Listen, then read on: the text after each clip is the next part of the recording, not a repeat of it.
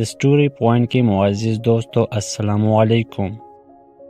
جی ہاں دوستو، تو آج ہم آپ کو ایک ایسے ملک کے بارے میں بتائیں گے جو دنیا کی سب سے پرانی اور عظیم تہذیبوں کا مرکز رہا ہے۔ یہ ہے ایجپٹ یعنی مصر۔ مصر کی تاریخ 5000 سال پرانی ہے اور یہاں کی سب سے مشہور چیزیں ہیں ان کے حرم، اسفنکس اور دریائے نیل۔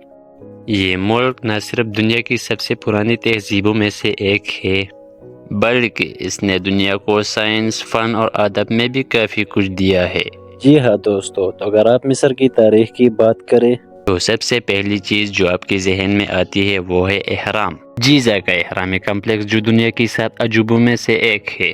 یہ اہرام فرعون خوفو کے لیے بنائی گئی تھی۔ تقریباً 2.5 ملین پتھروں سے تعمیر کی گئی تھی۔ اب بات کرتے ہیں دریائے نیل کی جو مصر کی ذہنی اور معاشی مرکز رہا۔ نیل کا پانی مصر کی کھیتی اور لوگوں کی زندگی کے لیے ضروری تھا۔ اگر یہ دریا نہ ہوتا تو شاید مصر کا اتنا ترقی کرنا ممکن نہ ہوتا۔ مصر کے لوگوں نے اپنی زندگی کے ہر پہلو کو لکھنے کے لیے ایک خاص زبان بنائی تھی جیسے ہم ہیروگلیفس کہتے ہیں۔ ان کی فن اور لکھائی کا ایک حصہ تھا جو انہوں نے اپنی تصویروں اور علامتوں کے ذریعے دکھایا۔ جی دوستو، تو فرعونوں کا مصر میں بہت بڑا کردار تھا۔ ان فرعونوں کو لوگ اپنی بادشاہ اور طاقت کے اثر کے طور پر دیکھتی تھی۔ ان میں سب سے مشہور فرعون توتن ہامون تھا جس کی موت کے بعد اس کی قبر سے ملنے والے سونے اور چیزوں نے پوری دنیا کو حیران کن طور پر متاثر کیا۔ لاکسر اور کرنک جیسی قدیم مندر مصری تہذیب کی آزادی اور ان کی مذہبی عقائد کو بیان کرتی ہے۔ یہاں ہر دیوار اور ہر سورج کی روشنی کا اپنا ایک مقصد تھا۔ یہ جگہ ان کے خداؤں اور دیوتاؤں کے لیے تھی۔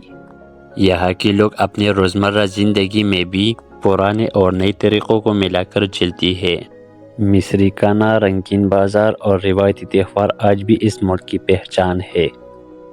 تو دوستو، یہ تھی ایک چھوٹی سی کہانی مصر کی جہاں کی تہذیب نے ہمیشہ دنیا کو کچھ نہ کچھ دیا ہے۔